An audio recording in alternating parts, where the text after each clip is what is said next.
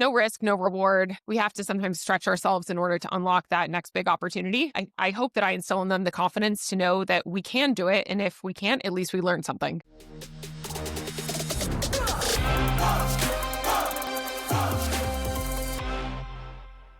I'm here with my guest, Avery Akkineni.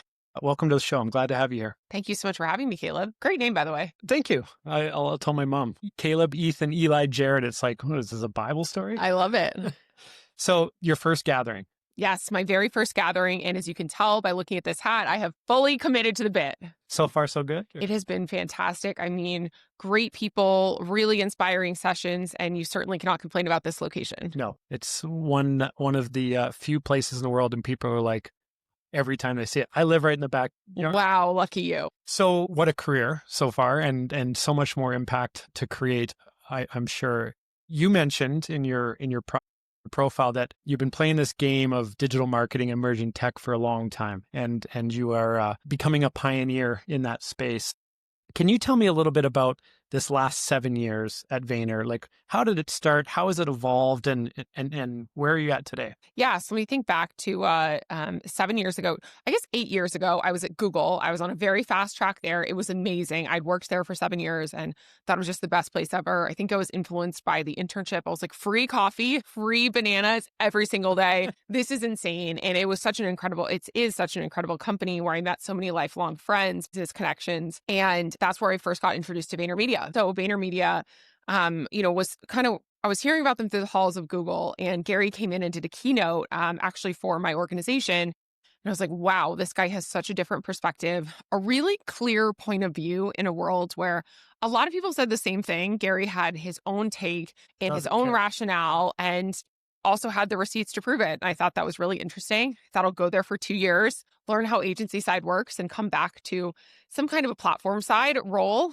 brand side role. 8 years later, here I am still at Vayner. It has been an absolutely fantastic journey, and I'm currently serving as the Chief Marketing Officer. It's had some twists and turns. I started in our New York office, which is our headquarters. And at the time, that was one of 3 offices we had. Now we have 15 offices. I was working on the media team, and we were focused on really growing that side of the business. We were known as a creative shop. We want to be known as an integrated shop. And I had the opportunity to move to Singapore within about a year of joining Vayner. I did. I launched our office in Singapore and then Bangkok and Tokyo and Sydney. And that was fantastic. Really super fun growth. Incredible. By the time I left, we had almost 200 people. We were Agency of the Year for Southeast Asia, and a lot of work we were very proud of.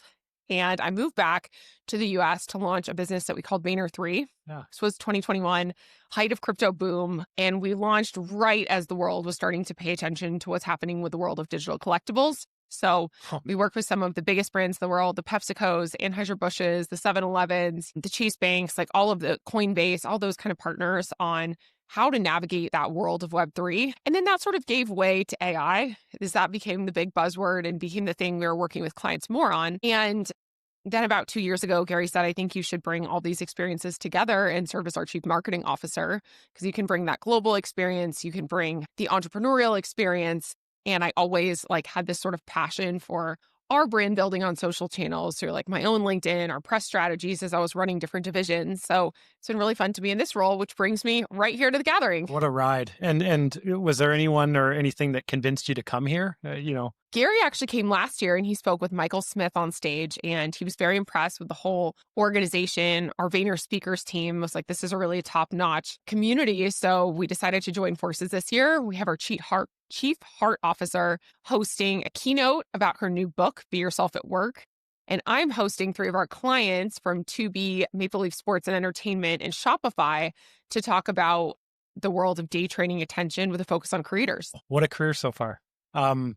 Why do you care about what you're doing right now? Why does it fill you? Why does it keep you there? The thing I love about Vayner is that we're always evolving, and it's a very entrepreneurial place where if you have an idea, you can make it happen. And I've had the fortunate luxury of being able to do that many times. If I have an idea for something, I can make it happen. Gary has very much a trust everyone until they show you they can't handle it. And That's worked out really well, just in launching new products, new initiatives, new things that we're interested in, supporting different types of clients. And I truly love working with our clients. We have just such a fantastic roster of partners who challenge us. And I get to learn about all different industries in a day, whether it's financial services or fast moving consumer goods or really any or consumer electronics. It's all in a day's work. We're always thinking about how to grow our partners' brands. Well, of course, also growing Vayner.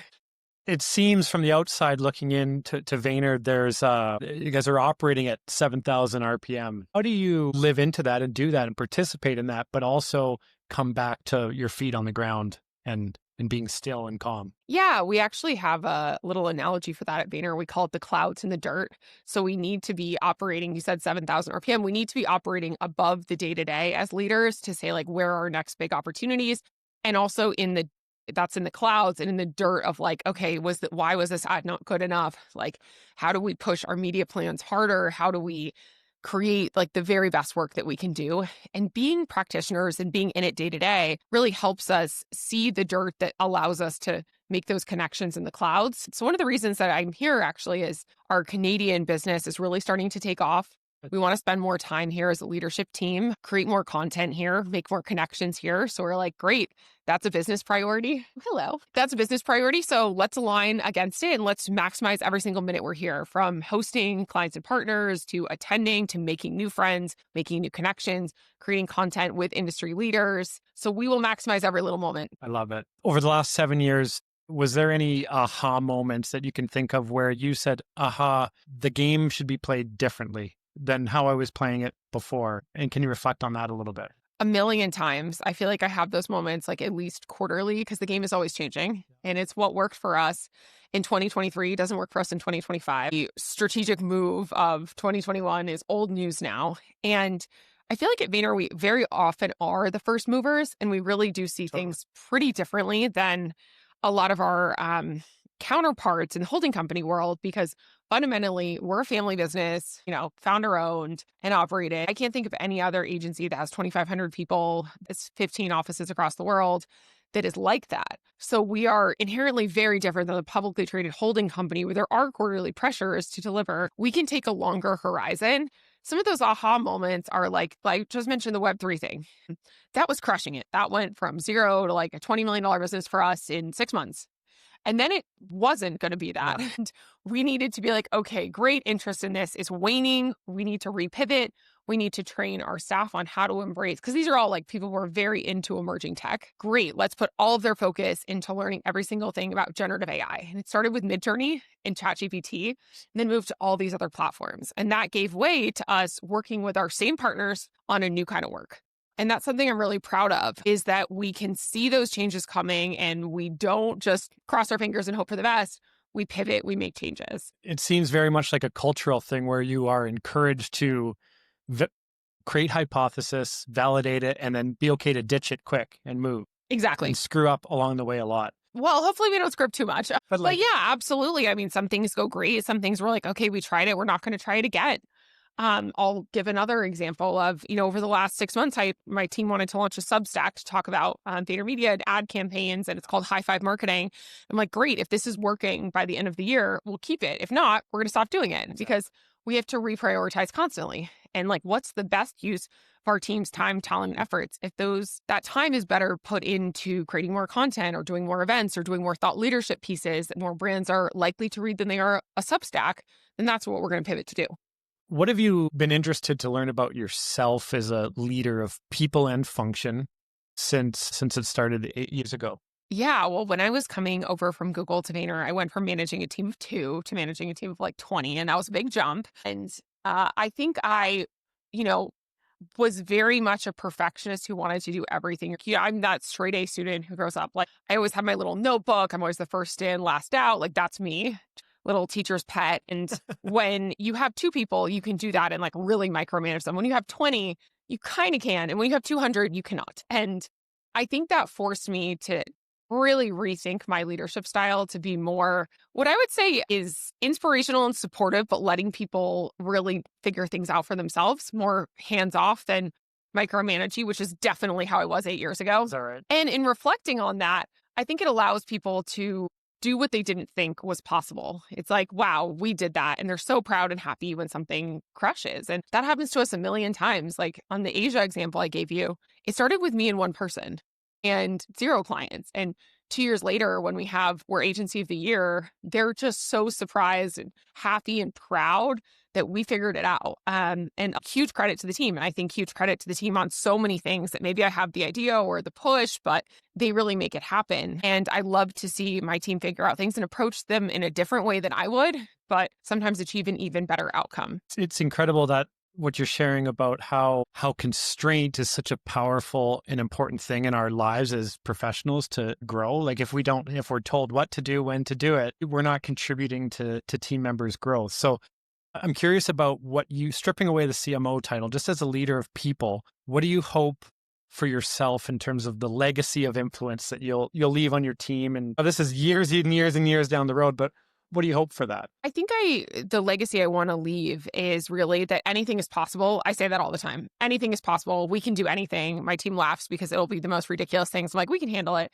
We can do it. We can figure it out. And we always can. I would say 9.8 times out of 10, we will figure it out, even if it's something that we haven't done before. So just that confidence to take the no risk, no reward. We have to sometimes stretch ourselves in order to unlock that next big opportunity. And I hope that I instill in them the confidence to know that we can do it. And if we can't, at least we learn something. That's, you're a high achiever. You're the teacher's pet. You want to get everything done perfectly.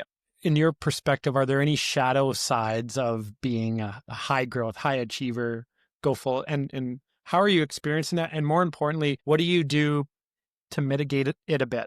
Yeah, I used to hear a lot earlier in my career that I would push too hard. I was too aggressive. I had unrealistic expectations. And I think now I'm a little bit above that because it's kind of like, well, it's leadership that they're always going to push us. But that was a solid 5 years of my career when my peers felt that at times and my team would feel that at times. And I think I've needed to learn to soften myself, give people the latitude to take it if they want. And if they really want to hang back and do what's been done, there are those people too, and that is okay.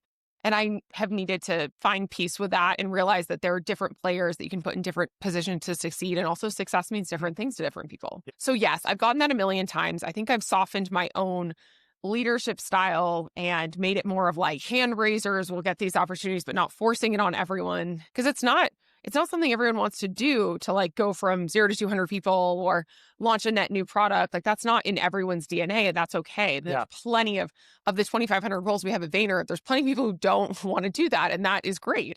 We need those people too. So I think I've evolved my strategy and style on that. And I think the world has also gotten a little bit more open towards a really determined and passionate female leader that was just different 10 years ago than it is now. And now, people are open to it. They like it. And that's a little bit of my signature brand. It's crazy that that's a new trendy thing. I know. Come on. It's ridiculous. But really having, sat through so many of those meetings where it wasn't normal and now it is. Yeah. Which is great to see. Still a lot of room to improve though. A lot of marketing leaders I talk to, and this may be the case for you, maybe not, but there are moments in time, maybe in our quiet time or we're driving home from work or at home when that pesky voice comes in and says, Avery, you're doing this wrong, or you suck, or, can you intercept that well? And do you have any methods or protocol for saying, shut up? One way I feel like I'm really lucky is I don't really have imposter syndrome, even when I potentially should. I have, I guess, the innate confidence that my parents would joke, sometimes in error, never in doubt. That's just sort of how I am, where I'm just going to go for things, for better or worse. Better. I think it is better most of the time. There are times when I'm like, oh, my husband has this joke, I leap before I look. And that's just sort of my personality. And I've just sort of leaned into that. So I hear that a lot from other people on my team, or they're nervous about something. And I'm always like, you got this, pep talk. But for myself, I typically am I got this. I love it. And we need more of that. Are there any scenarios where you have an idea and you really need to gain some stakeholder buy-in and approval, and it's not coming as readily and easily as you would think? What do you do to get a point bought into and then mobilized and activated? That's one thing I feel that I've really learned from a lot of my CMO clients and counterparts. So many of them are really masters of how to streamline stakeholder management and coordination. That's a huge role of an executive, especially in marketing, is to get buy-in from the CFO, get buy-in from the CEO, get buy-in and confidence from the rest of your executive team that you know what you're doing and you're going to deliver. And I've learned I'll shout out two of my, clients and partners who've really taught me a lot about this over the years. Sandeep Seth, who's the chief growth officer at Tapestry, is an absolute just weapon when it comes to stakeholder management. He will take the toughest cookies and one by one, get them on board to Team Sandeep, and the business results follow him wherever he goes. He was at Procter & Gamble for over 2 decades, where we first started working together, and now at Tapestry. I learn a lot from the way that he manages those. And John Halverson, who is leads marketing and data and digital within Mondelez International, globally, he is the same way, where he's great at managing his partners, building consensus, driving internal buy-in on things. And the way that I typically will approach it, and it's the same in my role too, by the way, like I need to get my CFO bought into X, Y, and It's Z. always the CFO. It's always the CFO. They always seem to care about money. But really, that's a very important part of the business. And putting your head in the sand about the financial reality is not a smart way to be a marketer. So deeply understanding the financial reality, the business opportunity, creating a strategy, getting the rest of your stakeholders on board and believing and having confidence in you as a person is how to do it. And I think that the way I almost see it as like selling into each individual person. Maybe that's drinks. Maybe that's golf. Maybe that's morning text messages. Maybe it's back and forth on the news, finding what makes that person tick and motivates them. And then I reverse engineer how I can find common ground. That's amazing. Yeah, know your audience. Exactly. Know your customer. If you could, obviously you have a lot of strengths. If you could sort of claim one superpower that you feel you have, the thing that you keep going back to because it's so second nature and great. What's your superpower as a marketing leader? Self-admitted. I think I'm a good writer. I'm going to say it. I think that I was actually an English major in college, which is something that I used to joke like, wow, that's never going to pay off.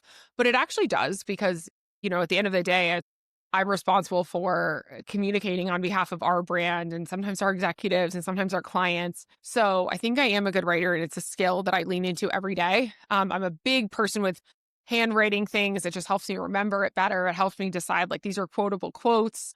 I post a lot on my LinkedIn. That's a big business driver actually for us at Vayner. And yeah, I think that's one thing that I'm proud of. Writing is such an undervalued critical skill, especially in the era that we're in of AI and critical thinking and unique writing and a tone of voice that you can relate to an individual person, I think is really valuable. My dad's a great writer. He has had a newsletter when he was a longtime executive. And I think that, it's one thing that he used to always write it with brown ink. It's having your signature thing is important.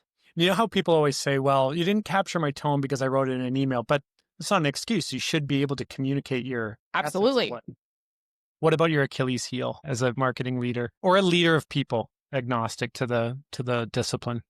My Achilles heel this is a really good question. I think pushing too hard at times. I think it does work out most of the time, but sometimes that will be okay, maybe it is fully unrealistic. Most of the time we manage to do it, but sometimes it is a bit unrealistic. And that's the thing I'm constantly working on is that right balance of confidence and pushing us as far as we should go while not going too far. The antidote to that is just being really good at saying sorry. And also having great partners who are I think of one of my closest colleagues, our chief legal officer and operating officer, and he keeps me in check. Yeah, well, that's why we need strength partners. That is exactly right. And it's always having your right hand who's Avery, let's be realistic. Yeah, check. I'm is that not realistic? And they're no, it's not. So that is something that I will often have crazy timelines that I want to get things done on. Leave us with this. It's been amazing getting a short conversation with you and getting a little bit of a peek behind how you're playing this game, because I think that playing the game of marketing leadership is a complex one, and there's a lot of different ways to skin a cat. Mm-hmm.